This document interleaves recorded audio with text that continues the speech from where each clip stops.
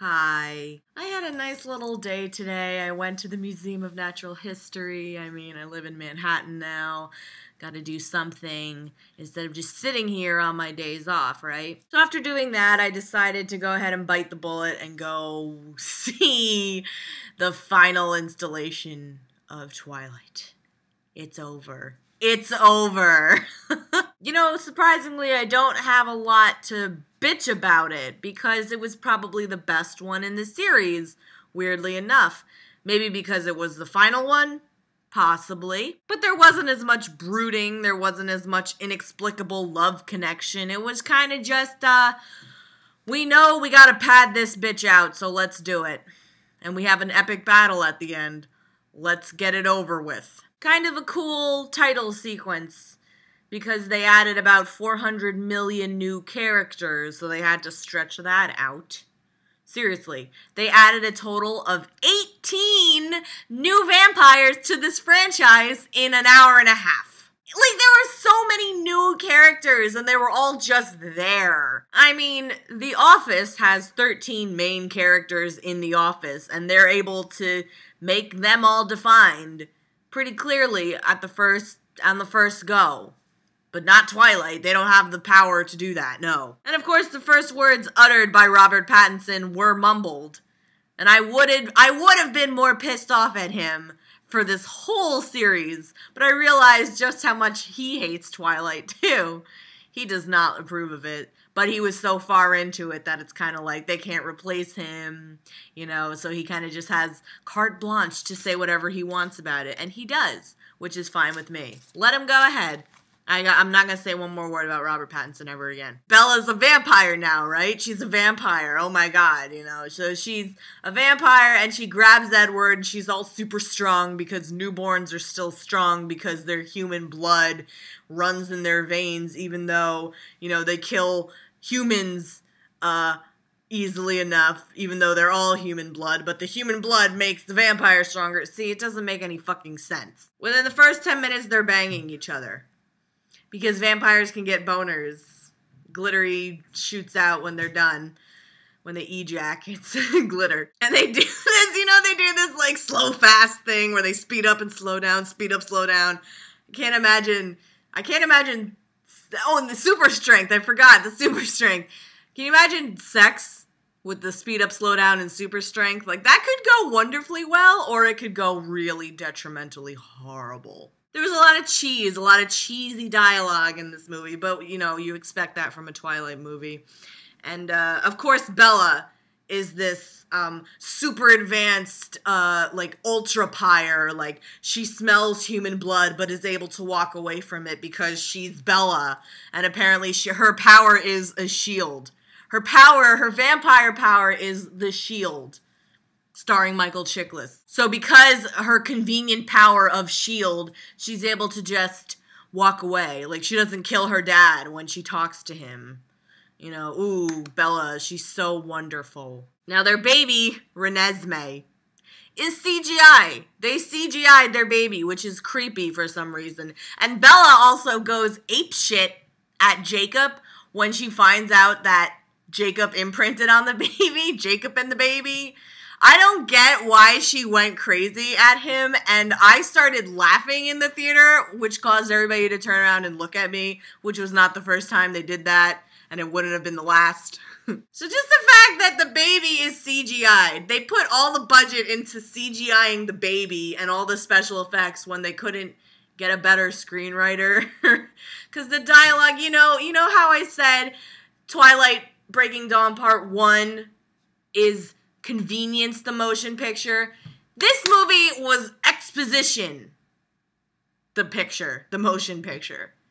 Everything was explained to the characters, just like in every Twilight movie. They have to explain to the audience what's going on, because nothing can be inferred. It all has to be explained, and it's this inexplicable explanation about why things happen.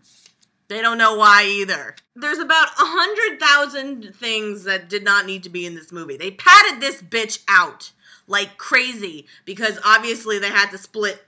Obviously Breaking Dawn was so innovative and so awesome that they had to split it up when they really didn't. They could have mashed these two movies together, but because they put so much unnecessary pad, I started getting confused. I'm like, there were certain parts where I couldn't follow because I didn't know how important it was to the storyline. You know, I put storyline in quotes because it's so razor thin and it's such bullshit. It was so padded out.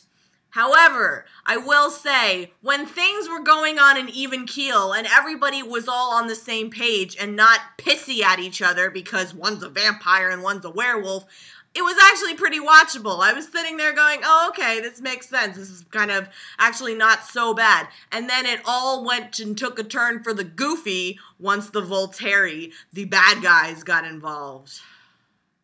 And just for the record, Jacob is like chilling with the baby and it becomes a toddler and, you know, she grows up.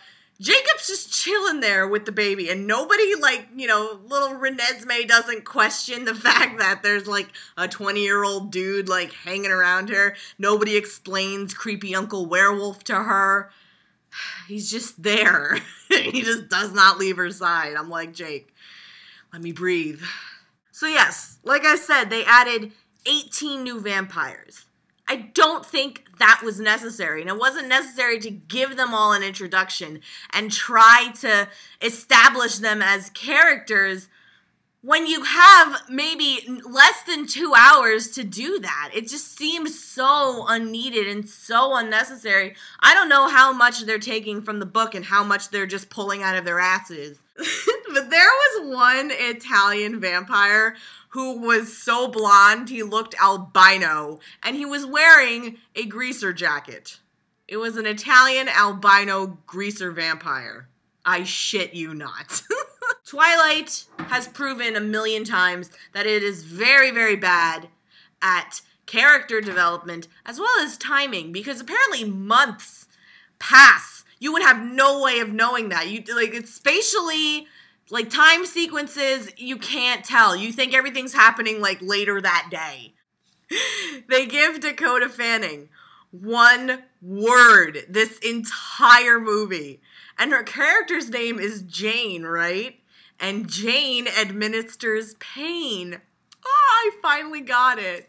But it's Dakota Fanning. The chick has been acting since she was, like, 2. And you're using her in this movie to say, pain.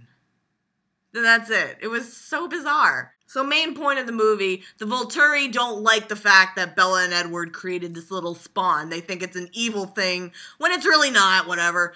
And then so the Volturi are going to come and like kill everybody. So they got to get witnesses, all these random other vampires from all over the world. They got to bring them in. And then they're going to have this epic battle between the good and the evil vampires.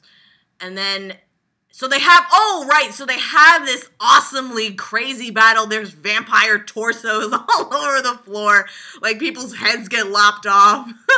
And you're like, oh my god, this is actually getting, like, really intense. Like, they're actually putting action in this movie when it was just a bunch of longing looks at each other all the time. So it culminates into this battle, and you're like, yeah, alright, like, good's gonna triumph over evil. Finally, like, a lesson we can take home from Twilight. Then you find out it was all a vision. It was all, this could happen if you don't walk away right now. It was totally Final Destination ripoff, including pulling away from the eye. You know what I mean? Final Destination, they see all the bad things are going to happen, all the deaths happening around them. And then it finally stops when the main person who has the vision dies. That's exactly what happened. It was the worst cock tease ever. And I started laughing. I was like, come on, in the middle of the theater. Like, that's such a fucking cop-out, man. They ripped off Final Destination. With all due respect, the movie franchise is over. The battle scene was pretty cool. Some of the vampires had actually really cool, powers. Like, one guy, you know, he controlled the elements. He made like a little mini tornado and made water go, throwing water all over the place and cracked the fucking earth in half. Like, that's kind of cool. Like, you would think what they're probably gonna do, what I think they're gonna do, is they're gonna milk this thing fucking dry and make all those vampires that we just met for 5 minutes in the movie, they're gonna make them have their own little spin-offs. Like, let's listen to their stories. Maybe they'll be a bit more interesting than, I love you, Edward. I love you too, Bella. Let's have vampire sex. So the ending went through the entire franchise and everybody that was in the films. They went through everybody, naming the actors who played them.